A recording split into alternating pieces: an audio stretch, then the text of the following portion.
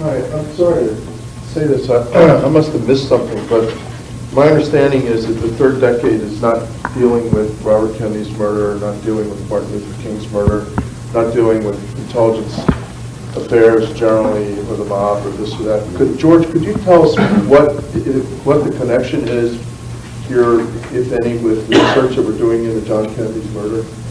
What's the purpose of this? Yes, I think it's pretty obvious if you've read my book that I believe that the same people who ran operations against Fidel Castro killed John F. Kennedy. That's a speculative conclusion of mine. I made it a lot softer in the last page of my book. What I then must do is try to establish a kind of complex but recognizable chronology involving those same people, so that those people who eventually got rid of Batista and supported Castro. Is this guilt by association, or is this, do you have any hard evidence? Do you want to talk, or do you want me to talk? No. Okay, go ahead. I apologize for interrupting you. Thank you. So that those people responsible for the attempts on the life of Fidel Castro could be more closely connected to, in what I think is the most conservative estimate of who was responsible for the death of John F. Kennedy. The conclusions of the House Select Committee on Assassination, which named Carlos Marcello and Santo Traficante. The staff added, and the staff added, anti-Castro Cubans supported by, financed by, and vetted by the Central Intelligence Agency. Wait, what did you say the House Committee did or say? Or Blake? You are provocative and insulting. No, and I'm going to tell you, you're a most disruptive force at this meeting. Well, I think that we should pin down what you're talking about here. What did you just say? I missed it. What did you just say about the House Committee? The House Committee named Marcello and Traficante as prime suspects in the assassination of They did not. They said they named them as prime suspects. That's why they're included in the discussion, because if you're looking for motive, if you're looking for suspects, you have to automatically include the mafia, the CIA, the Cuban exiles, a whole gamut of people as possible suspects. I believe that they said that Marcello and Traficante had the means and the opportunity, and what was the third one? The motive. And the motive. I'm pretty sure that's almost word for word. And then what did they say?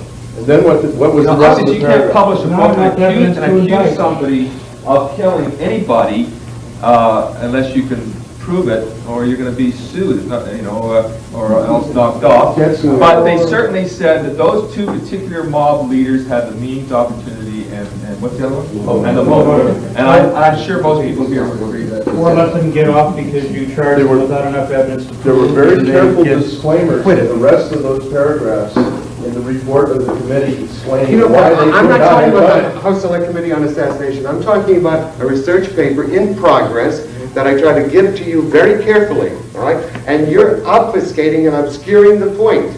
The point is that people involved in supporting the Batista, who withdrew their support, who then attempted to off Castro, most probably were involved in the assassination of John F. Kennedy, period. That's the Jack Anderson, Johnny Roselli theory. No, that's the George Michael Evica presentation here. Don't bring other names in it. Don't suggest I've got connections. Listen. No, I didn't say that. I just what was the Jack Anderson stuff about? What the hard I have never talked to, spoken to, or written to Jack Anderson. Jack Anderson does have several close connections with the Central Intelligence Agency, however. What is your thrust about? It's very important here for us to examine the whole question of whether or not, if somebody has evidence that the CIA was involved or that the mafia was involved, let's hear it. But let's not do this by guilt by association or innuendo. Look, you can hear him. What is the evidence here? Can I interject? Sir. There's a gentleman named Howard Hunt who was in charge of the Bay of Pigs invasion, who was removed by John F. Kennedy. And John F. Kennedy also ordered the closure of the mafia-controlled bases in Cuba that were mercenaries. Howard Hunt is from Hamburg, New York. He's a 1936 graduate of Hamburg High School. If you go, and I've seen a computer analysis done on TV of Howard Hunt and the association with the holes that were connected. He was in the research.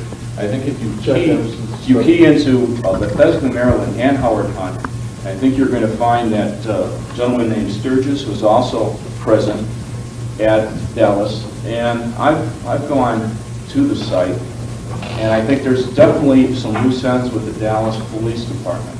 If you were to get in there, and you're going to find that the CIA had a direct involvement in the assassination through a gentleman who said, and I think he's on tape, he said very angrily that he was going to get back Mr. Kennedy when he was removed from the head of the Bay of Pigs. Charles Cabell, General Charles Cabell. He was fired by Kennedy after. That's correct. And also, his brother was the mayor. What I'm saying is that the CIA mafia connection is got to be. All right, but all I'm asking here is, and don't get upset, I'm just asking for where in all that, I missed it because it was read fast and so on, but where is a specific connection that establishes in some way that this bunch, merely because Ruby is somehow involved, he shot Oswald, and we all know that he did it because he felt for Mrs. Kennedy. But does this implicate the mafia in John Kennedy's murder? What evidence is there that Marcello somehow did it? How could they forge the photographs and x-rays of the president's body? How could they get to the Chief Justice? How could they get this stuff out of the National Archives? Do you think that the mafia did this? Please prove it.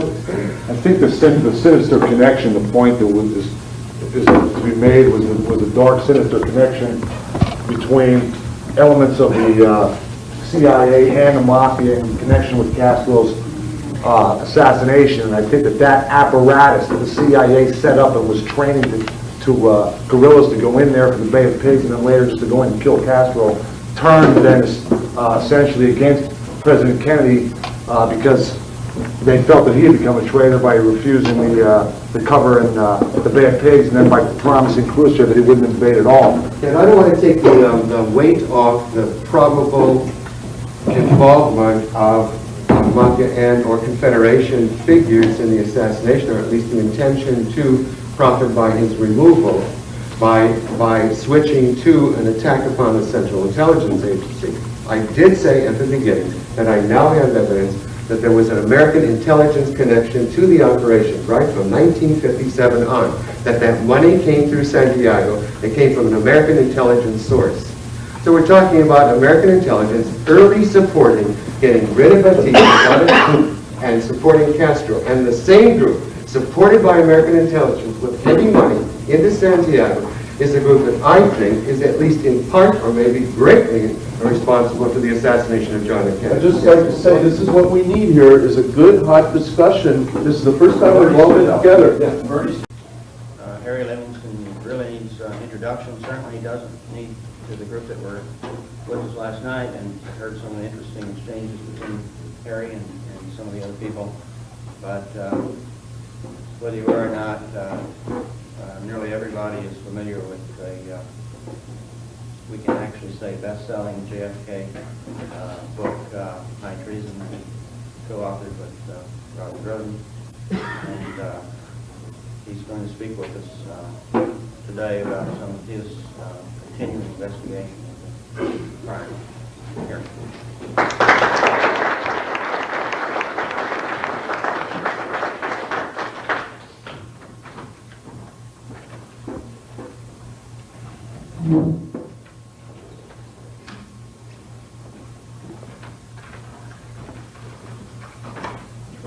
I am going to have to cut this short, but tomorrow we're going to have an important discussion of Joel Wagner's paper.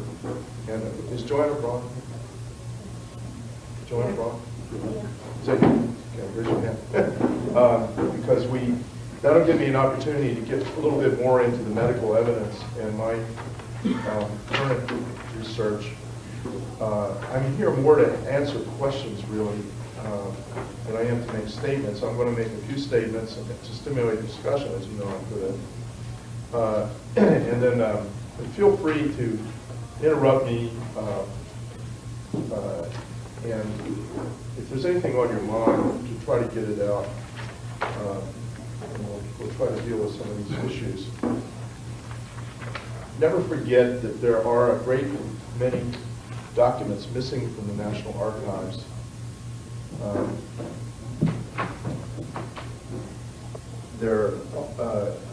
In particular, the medical evidence The slides that show the edges of the wounds of the president, that's all gone. The interior chest photographs that would show whether or not the chest had been penetrated, that's all missing. The brain is missing, as you all know. And then we have a pattern in this case, as I tried to chart out in my book, of planted evidence, forged evidence, and missing evidence. And this is inescapable. We can't get around this. How could all this stuff walk out of the National Archives? That place is like Fort Knox, jail bars, and you have to go through successive areas of the place. And only the vice president or somebody would have the power to walk in there and walk out. Nelson Rockefeller, for instance, with a lot of material. I didn't say that he did that, but I know somebody who would say it.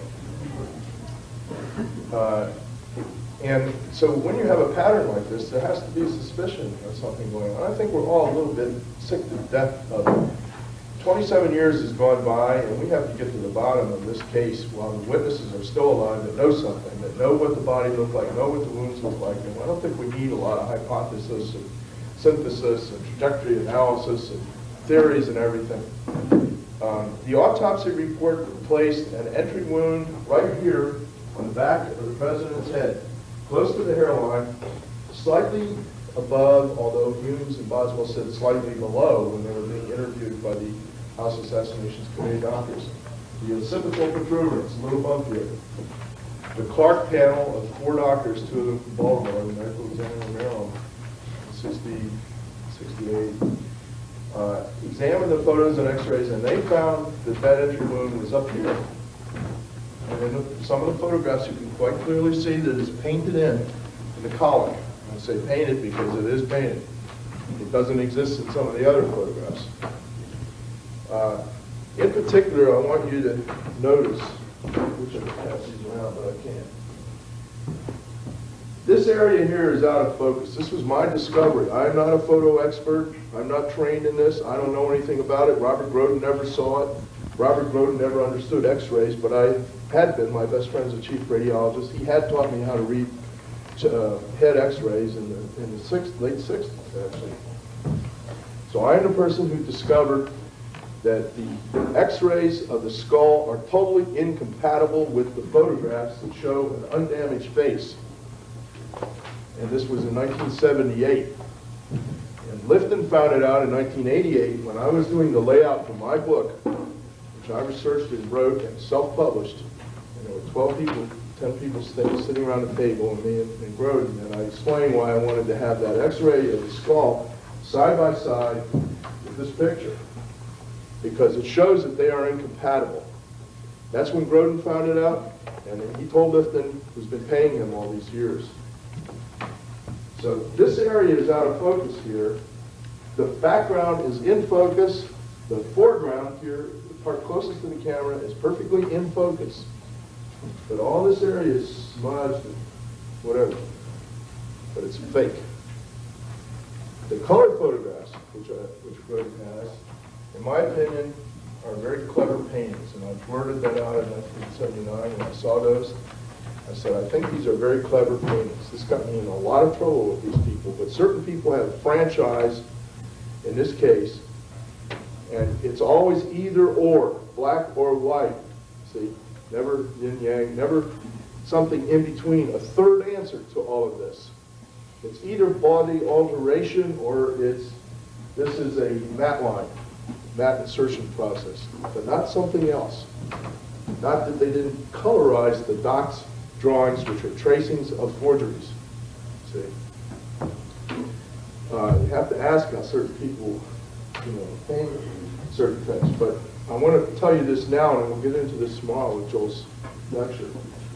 But I've been in Dallas this year filming the doctors who were involved with this tracheostomy and who saw it. And I have had some very difficult interviews again with Perry this year over this. But the issue that Lifton presents is that the body was made into a, quote, perfect medical forgery in order to fool the camera lens.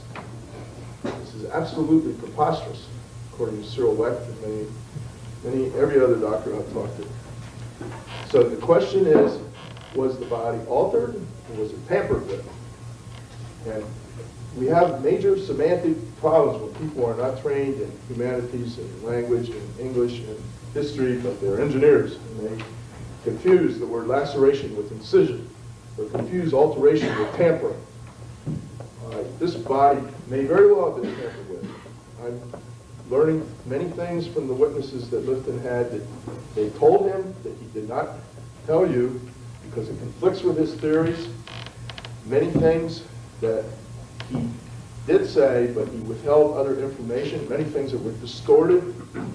He has here a statement on page 193 of his book that he quotes, Nurse Bowron wrote, Miss Hinchcliffe and myself prepared the body by removing the remaining clothes. We then washed the blood from the president's face and body. The other nurses were very careful to explain in their depositions that they didn't wash it because they understood forensic evidence, you don't mess with it, you don't wash it away. See? So I checked Lifton's source here. He sources in two of the Warren Commission hearings, page 183. It happens to be Roy Kellerman's deposition. I look in the Sylvie-Mar index for Nurse Bowron. She's not there. I looked through all the Warren things. She did have some things like the British newspaper clippings where they interviewed her, but nowhere so far that I can find did she write anything that could have been this quote here. This is the kind of thing we're dealing with. All right, I'm not here. I'm going to stop that right there. We're going to get on with that tomorrow in a discussion of what I'm learning from the witnesses and what Joel has to say, and how a lot of you we have been tied up in knots for 10 years because of this book of his and the things that he's saying, but we're not dealing with key issues. In Bob Cutler's drawing, he has this big wound right here in the front of the head. See, right here, where it is, happens to be in the x-rays. But there is not one witness who saw that body who says that his face was anything but perfect. His face was totally undamaged. There was no bone missing, no nothing here. And in the x-rays, there is no bone whatsoever from right here, covering the eye, all the way back. Totally gone. Those of you who have my book know. By the way, I got a bunch of hardbacks here, and I'm practically giving them away, but they show these pictures a lot better than paperbacks. There's also the possibility of a tangential shot. The department doctors believed, after watching this crude film, that it was a tangential shot that hit him. Those of us who studied Dealey Plaza believe that the actual shots came from the manholes in front of the car on both sides, on the overpass at the juncture of the fence and to the left. The bullet mark on the sidewalk, of course, pointed precisely at the manhole to the left. They were up above the car. It was an easy shot. And military snipers are always in the ground. They're never up high. That doesn't mean there wasn't a gunman up high. There were decoy gunmen in the plaza. Just make a couple more points. If I heard this, real quick, Harry. Regarding the tangential shot, I wanted to bring this up during Bob Cutler's presentation. One thing that I observed was on the diagram, he showed Kennedy's face is facing straight ahead at the time of the fatal headshot. If you recall from looking at Zapruder film 312, his face is turned to the side and he's starting to slump forward. So on the subject of the tangential headshot, the badge man shot on here and a couple of the other diagrams, I think it should be kept in mind the angle that his head was at when the shot hit, if it hit from the grass knoll or from one of the manhole covers. 33 degrees or 34 degrees, whichever takes it. Yeah, I'm not sure the exact number of degrees, but you know, you can remember from the Zapruder film diagram that it is leaning forward some the. Oh, okay, 34 degrees. Okay. There's another diagram where it appears straight ahead. So we have 50-some witnesses who either ran up on that knoll or saw him or swear to the fact that there were gunmen up there. But they were farther down that fence where the acoustical test seemed to place them and so on. And there's a lot of witnesses to what was going on up there. There were men up there with flashing Secret Service badges that we were sure were phonies.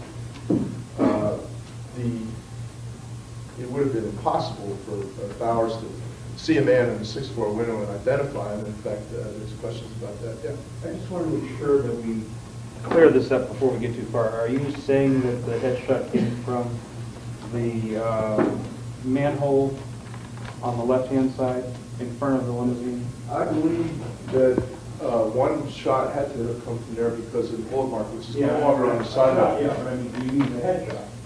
No, I didn't say that. I said Tire, that that hit the bumper, we that believe. hit the headlight or something? Hit No, the no, there windshield? was a bullet mark on the sidewalk, and the police car No, up on the Are you saying sidewalk. it's the headshot that came from I the... didn't say that. Well, that's what I want to know. Okay, so you're not saying the headshot came from the manhole cover? It is possible that if there was a forward headshot, that rather than from the fence, and I don't think that the Mormon photograph and all this is ever going to prove a damn thing myself, but as a speculation, and I don't think we will ever get to the bottom of this issue unless someone comes forward and it can be corroborated. As a speculation, I've been in that manhole, and that's the obvious place, and all the rest of it is So crap. you're saying that the shot from the manhole didn't hit the head? So I'm wondering what it did We're talking about hit. two different manholes there. One Yeah. on the left and one on the right. Well... The one on the left hit the sidewalk alongside the car. Okay, and the other shot, The you other said didn't hit the head? The headshot may very well have been from the manhole at the juncture of the overpass with the stockade fence. You know the manhole I'm speaking of? The railroad track behind it. That's the obvious place for a sniper. Anybody standing on that fence is crazy, see? But you're And saying then he can get through the pipes and out. if it didn't, I'm wondering what it did. Do you think maybe it hit the windshield instead? Well, the windshield was struck from behind, apparently. Okay, so you're saying it didn't hit the windshield and it didn't hit JFK's head. I'm wondering what it No, hit. because if you're shooting over the top of the windshield, if you get in the manhole, you're still above the car. Yeah, but you're saying it didn't hit the windshield, and you're saying it didn't hit the head. So I'm wondering what it hit. Do you have any idea what it hit? We're talking about two different gunmen, possible gunmen, two different manholes. If the guy to the right front of the car, the windshield is not in the way, he's firing right directly at Kennedy, there's nothing in the way. That's what I'm talking about. All right, that may have been the headshot. Scar on the head. That may have been the headshot, but it's no point in But if it is spending a lot of time yeah. on speculation, all right? It's just not rational to me that if somebody was in the 6-4 window, they didn't shoot at the car coming toward it, and it's not rational to me that a man would be standing behind that fence in full view of everybody firing. Yeah. Problem is people either have stating it or have not, but I kind of worked it through, and is not being able to visualize the sewer being at a point at which the car in its declination allows someone at that sewer. to The be- one alongside the car in the ground. Yeah, and so what they need to see maybe is the sewer's relationship to the declination of the street in relationship possibly to a limousine-like object on the street. Yeah, I think it's very possible that somebody was in that sewer. But I think that I don't discount that. I think we there's probably some need to sort of- see those relationships, maybe in 3 dimensions. or In the four Livingstone, you can. In the Livingstone, you really can. I wanted to tell you this. Let me make a statement first. I've spent a lot of time with Parkland witnesses since 1979. Some of them I consider friends, and I consider them friends. I have 8 of the men from the autopsy that I have spent a great deal of time with. Now, any lawyer knows that trying to deal with testimony from witnesses is very, very difficult. When Paul Connor said there was no brain in the head, it's because he wasn't in the room. He told Lifton, he marked down 8 o'clock when that body came in. It couldn't have come in at 8 o'clock. It had to have been there by 7 o'clock. The plane landed at 6 o'clock, and at 5 after 6. Within 10 minutes, actually within a few minutes, maybe 5 minutes, they were out of there with that body, and at the maximum amount of time was 45 minutes to get to Bethesda. Now, I'm not saying that somebody didn't get at the body. And so I have one witness from Bethesda who has given me extensive testimony that may indicate surgery, pre-exam, bullets removed. And I'm working with him, and I'm not going to lie to you, and I'm just telling you that that's where I'm at right now. I don't know yet what the answer is, but I'm going to also tell you this. At Parkland Hospital, when Dr. Kemp Clark describes that casket as a plain, bronze-colored plastic casket, when the hospital supervisor calls it a plain coffin, see, when Paul Connor tells you, and it's even repeated in the best evidence, by shipping casket, I don't mean a simple Vietnam type shipping casket. It was a coffin. It was a viewing coffin, but cheap. See, the point is that under the shock of the circumstances, and I'm going to say this is the answer either, but nobody is thinking in time sequences very well, and nobody is thinking in terms of focusing exactly on that casket. That's what funeral directors count on when they're cheating you, of which most of them are. See, and they charge, he's charged the government, he charged them $1,500 or $395, I think it was. He got paid $13,395 in 1965. There's something funny going on about the casket. Secondly, what nobody picked up on, including Lifton, is that Doris Nelson said that body was out of there at 2:10. And we have a report on the Dallas police tapes that at 2:15 it was at Love Field. Then we have the Aubrey Wright clearing the hospital at 3 o'clock, and those doctors said the body's out of there at 3 o'clock. See? So we have a possibility of 2 different times of departures of either body or casket. So there's some unanswered questions that I'm working on right now with great intensity. And I did not intend to write another book in this case. I didn't intend to write the first one, but my professors literally, I won't say forced, but they went to great lengths to get me to do it. And I had quit. I wasn't going to go on with this. But I'm doing some goddamn takers in this case with their innuendo, with their circumstantial evidence, with their guilt by association. And the public is being misled. We are ridiculed. We're called buffs. Some of us call ourselves buffs. This word should be expunged and purged from our vocabularies. Yeah, John. Yeah, I want to ask you about something you mentioned at the very beginning of your presentation. You brought up the matter of the missing autopsy materials, the wound edge slides and the brain and so forth. Do you know who the National Archives says had custody of those materials, the last known custody? Well, if you're going to say Kennedys, they never had constructed. That's what they tell you. I know. They may don't know that, but that sounds like what they would say. But the Kennedys never actually had physical custody of this material. It was always for a time it was in a box in the foot locker was eventually transferred to A.G. Novell, Robert Kennedy's secretary. And then there was a chauffeur who claimed that he did accept a large crate from the National Archives to take it in behalf of Robert Kennedy. So there may not be anything sinister about that. Well, I think that the opposite. My study of it shows that they never had constructive custody of it. But if you can put it different, I'll see it. We should have a paper on this. Kennedy did not have physical possession of it.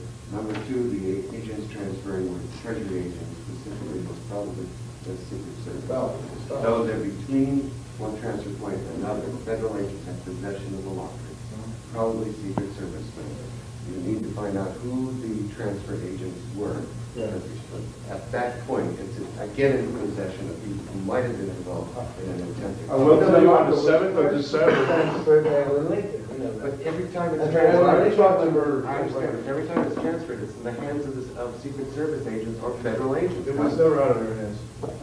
Now, we're talking about two different things. We're talking about property rights and physical evidence. In other words, property rights can be transferred legally, but physical evidence may not be transferred. Well, it's questionable whether the contract was ever legal, that the Kennedys ever had legal right to possession. You want to